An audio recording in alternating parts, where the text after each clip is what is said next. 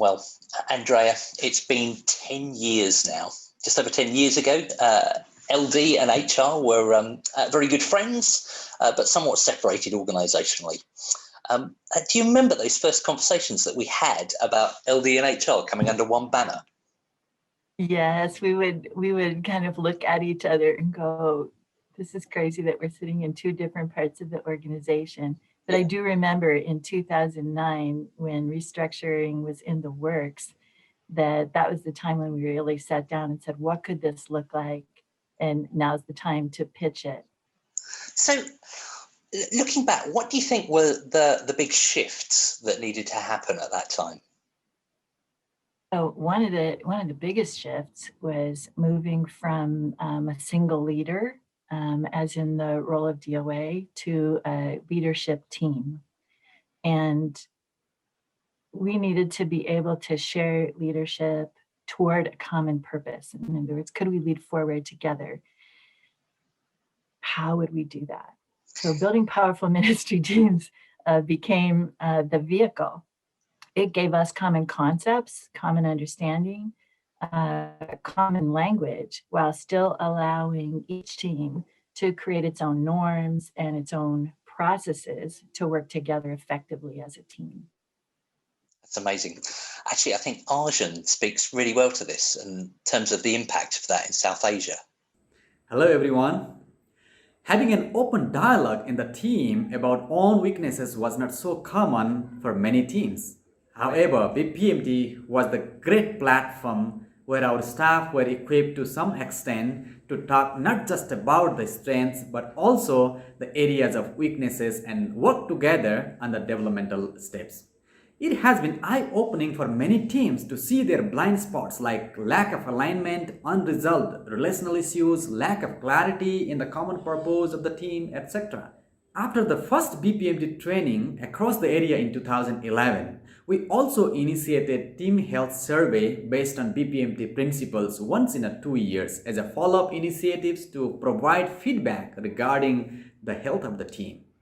This initiative has helped to maintain the rhythm of ongoing empowerment and development of each local team. Recently, one of the local teams had an issue with one of the members not cooperating with the team and not accepting the leadership.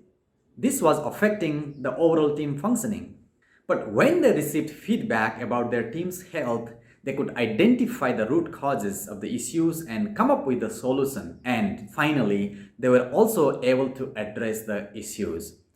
We want to praise God for this wonderful tool which has helped us to equip and empower our local teams significantly. Thank you. Wow, that's amazing to hear some of the impact that BPMT has had over these last 10 years. Another one of the big pieces that we had to figure out was how we were going to talk about this thing that was LDHR. I remember coming up with this framework that had got 4 elements: strategy, development, care, and processes. And a framework can sound a little bit dull at times, but Andrea, how have you seen this work out in practice? Well, I think it's informed so many things, Paul. You know, it became the guideline for how we equip LDHR leaders in the first 100 days, which you authored. It came out of that. Another way to look at it would be what are the trainings that our people need in order to do the mission God's called us to? So the revision of New Step training in 2012 that's now commonly used in over 100 countries. That came out of that same framework. But I think one of the ones I get the most excited about is when a country is able to look at the processes we're recommending and make them their own. And nobody illustrates that better than Sasha Zalevsky and what's happened in Ukraine. More than 10 years ago, the Ukrainian National Leadership Team had a SWOT analysis for our ministry. One of the weaknesses was a sphere of leadership development. At that time, we just had our first Ukrainian national director installed and 4 field ministries: campus, coverage, crossroads, and family life. Since then, we gave a focused attention to leadership development. We started partnership with Mentor Link organization. Their training helped our leaders to deepen convictions in discipleship and multiplication. In 2014, we launched the School of Leadership for our potential SLM leaders. It's based on a leadership framework and BPMT model and other resources. Our leaders got an excellent experience through the area ELP program. Also, we involved all our leaders to develop together our future strategic direction. And recently, we just finished our first national ALP for senior staff from different ministries. It gave a huge momentum for the whole ministry as they worked together on a topic of balancing life and ministry. And we are now getting ready for the next year's ALP.